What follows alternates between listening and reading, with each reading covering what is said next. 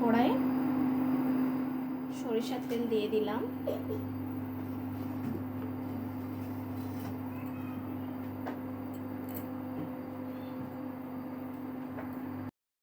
আজকে আমি চিংড়ি মাছের একটা মালাইকারি রেসিপি বানাবো, ওটা একদম ভিন্ন পদ্ধতিতে। তেলটা গরম হয়ে গেছে, এখন আমি চিংড়ি মাছগুলো ছেড়ে দেব। মাছগুলোতে নুন হলুদ মাখানো আছে।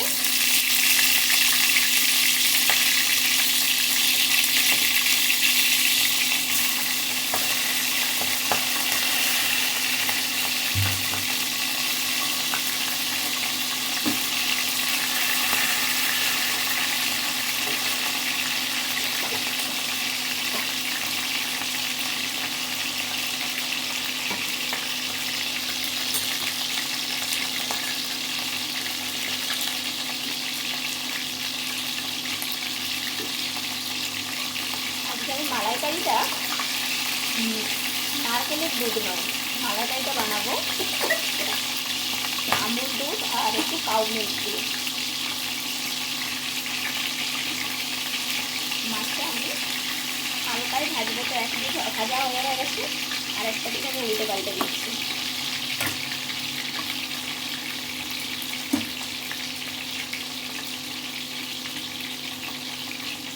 তেলটা আমি হাফ কাপ মতো দিয়েছি।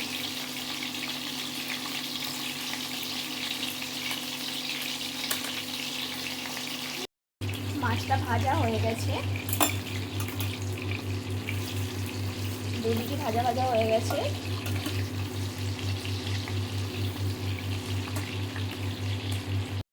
এবার আমি এক এক করে মাছগুলোকে তুলে নিচ্ছি।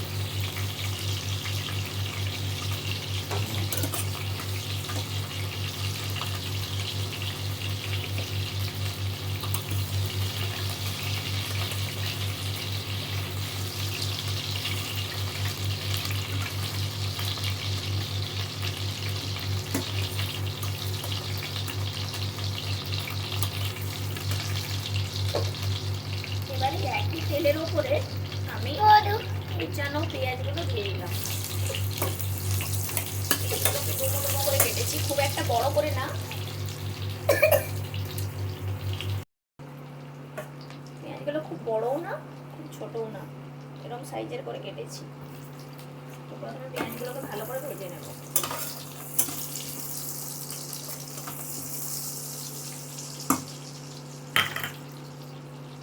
এর উপর আমি দিয়ে দিচ্ছি 4টে চেরা কাঁচা লঙ্কা।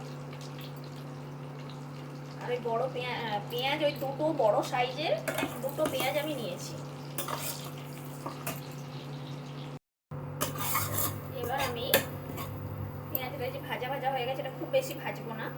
এর উপরে আমি দিয়ে দিচ্ছি 1 টেবিল চামচ আদা বাটা।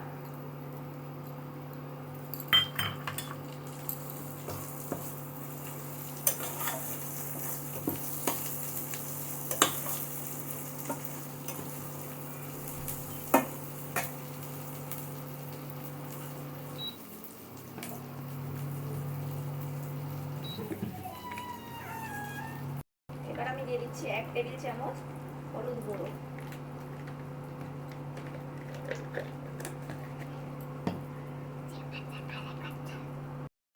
এবার আমি দিয়ে দিচ্ছি রেড চিলি পাউডার হাফ চা চামচ। এটা কালার করার জন্য, বেশি ঝাল দেব না। আপনারা পরিমাণ মতো যে যেমন খেতে পছন্দ করে লঙ্কার গুঁড়ো দিয়ে দেবেন। আমি কাঁচা লঙ্কা দিয়েই রান্নাটা করব।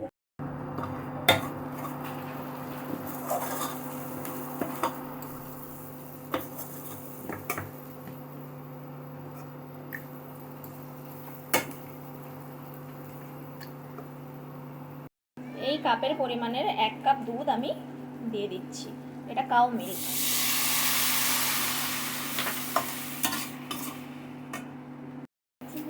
আমি হাফ চা চামচ এখানে চিনি দিয়ে দিচ্ছি।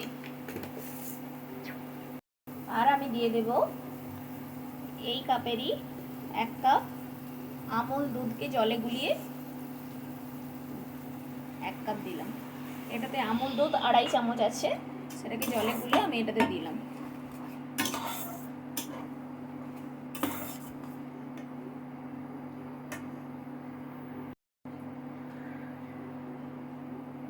হাফ চা চামচ দিয়ে দিচ্ছি লবণ। লবণটা পরিমাণ মতো দেবেন।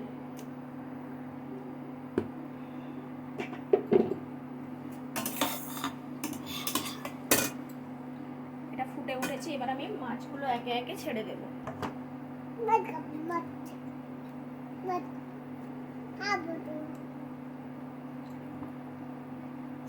এক এক করে মাছগুলো আমি ছেড়ে দিচ্ছি।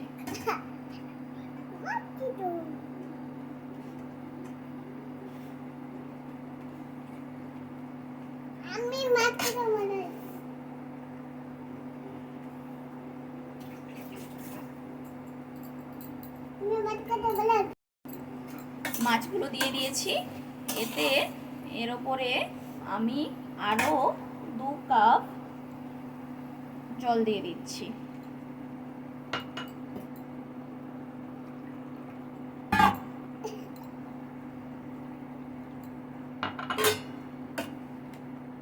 এটা একটু মিডিয়াম আঁচে এটাকে একটু বসিয়ে রাখবো কড়াটা।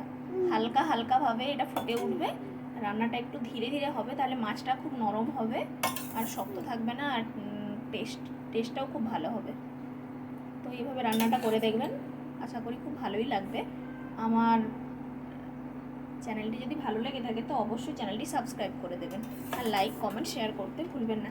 এটা এখন আমি একটু মিডিয়াম আঁচে বসিয়ে রাখবো।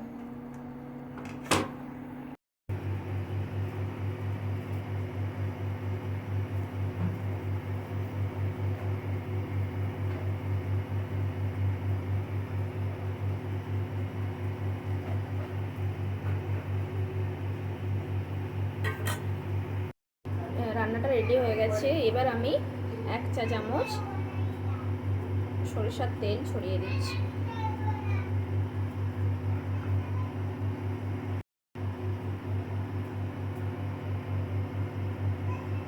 আমার চিংড়ির মালাইকারি রেডি।